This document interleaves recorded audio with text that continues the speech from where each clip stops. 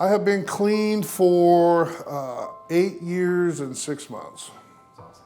So December 24th, 2010, my parole agent and some of his buddies kicked my door in for the last time. 3.5 years. It'll be 4 years in August. It'll be 7 years at the end of May. 26, almost 27 years. 20 years. 20 years. So I've met my husband in recovery. We have 4 daughters. And when I first got sober, my oldest daughter was 3. So none of my other kids have had to see me drunk or high. And I have grandkids that don't know that part about their Mimi, and I like that. I think that Jason's is the crown jewel of Bakersfield. I think that there is a unique blend of people that work here that are very dedicated. We'll ask them a question about their strengths, like, what do you like about yourself? And one of the kind of like sad things for me is when people can't think of a single thing that they like about themselves, a single strength. That makes me sad, but I understand why that is. The understanding that a lot of our staff have with our clients is definitely what makes a difference in the success stories of our program.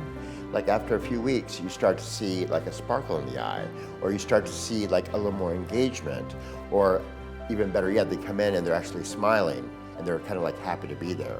Even if they are referred by CPS or by probation or even self-referred, you get to see a little spark of this thing we call hope.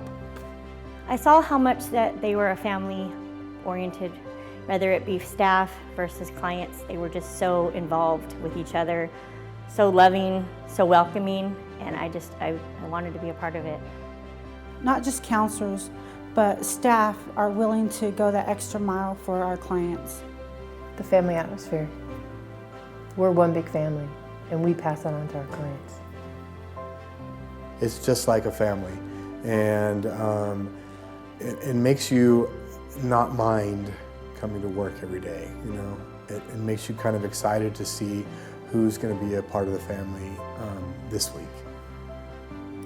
The biggest experience I think that touched me the most was having a client come back with their children, over 2 years later, and say, I have my kids today.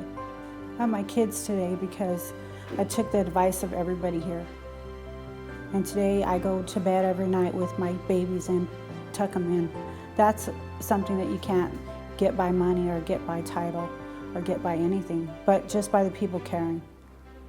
And I remember going over to admin, Eric's office, and there was just presents everywhere. And I just kept asking, like, who were the presents for? Because it was, rooms, they were filled, there were presents, a lot of presents. And so eventually they were like, oh, they're for clients and their children. So at the Christmas party, I was able to see those being handed out. And it was just really sweet. Like, they care so much about their clients, and not just the clients, but their families, and just making them feel like humans, as opposed to how everybody else probably treats them. I see BRS in general as representing a fork in the road. And when our clients come to us, they have very simply one choice to make. They can either stay on the path that they were on, which will very likely wind up in prison or death or who knows what, or they can literally start their lives over again. I'm a recovering addict myself, and I think in my past, a lot of times I was looked on as that individual.